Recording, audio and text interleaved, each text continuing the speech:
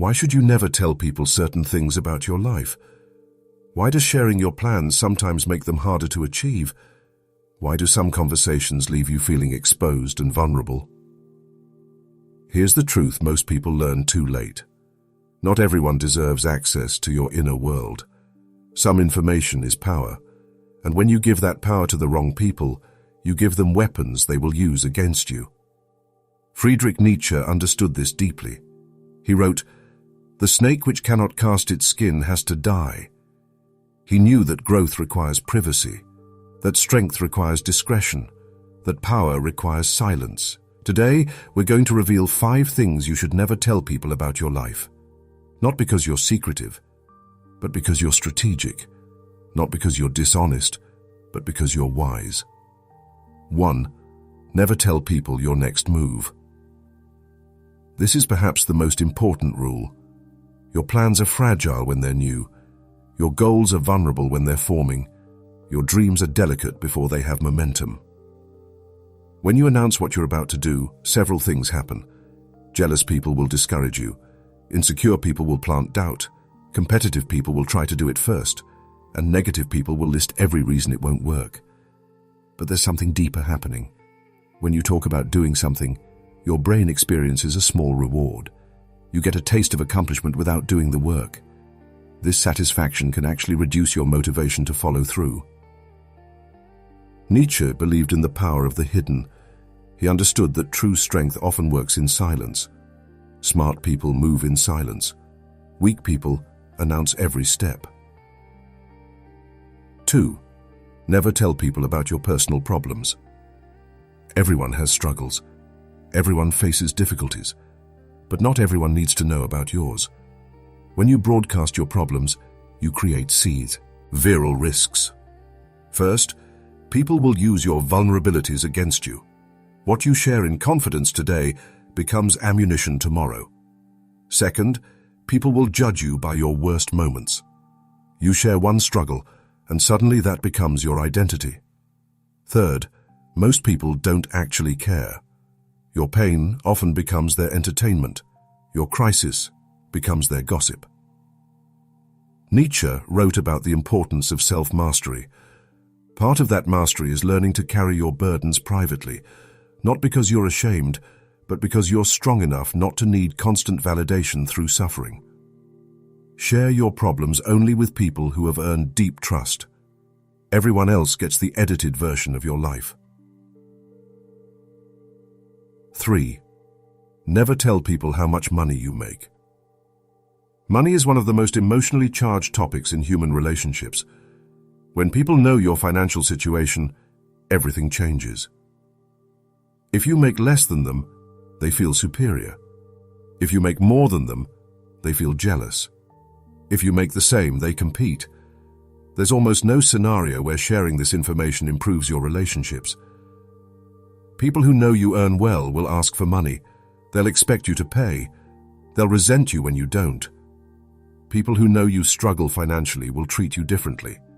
They'll pity you. They'll dismiss your opinions. Nietzsche understood that power dynamics shift based on perceived resources. When people know your financial reality, they position themselves accordingly. Some will try to take, some will try to use. Very few will simply respect you unchanged. Keep your financial life private. Let people wonder, but never give them exact numbers. 4. Never tell people about your good deeds. When you help someone, do it silently. When you give, do it privately. When you support someone, let them tell the story if anyone should. Why?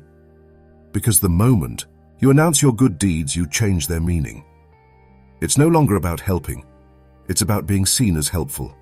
It's no longer about giving. It's about reputation management. True generosity doesn't need an audience. True kindness doesn't need applause. But there's another reason.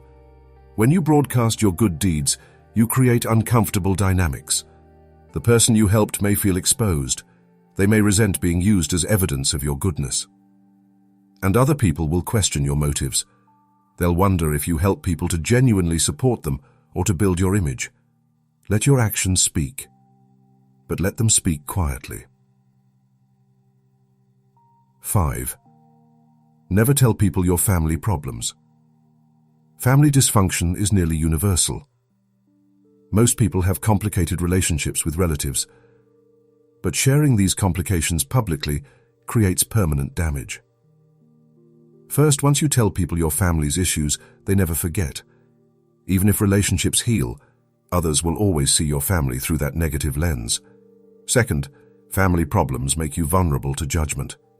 People will analyze your behavior through the lens of your family dysfunction. Third, it's a betrayal of trust. Your family's issues aren't just your story to tell. And finally, people will use this information. In arguments, during conflicts, they'll reference your family situation. What you shared openly becomes a weapon used against you. Nietzsche valued loyalty and discretion. He understood that truly strong people protect the privacy of their inner circle. Your family's struggles stay inside your family. Everyone else gets surface-level information only. Understanding the power of privacy. We live in an age of oversharing. Social media encourages constant revelation. We're told authenticity means total transparency. We're told connection requires complete openness. But Nietzsche would disagree. He understood that mystery is powerful, that discretion is strategic, that privacy is protection. Not everything needs to be shared. Not everyone deserves access.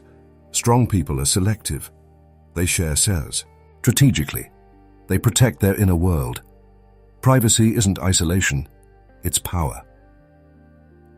How to practice strategic privacy. Here are 5 principles. 1. Share results, not processes. Let people see what you've accomplished, not what you're attempting. 2. Choose 3 trusted people, maximum for the full truth. 3. Master the art of the pleasant surface. Be friendly without being revealing. 4.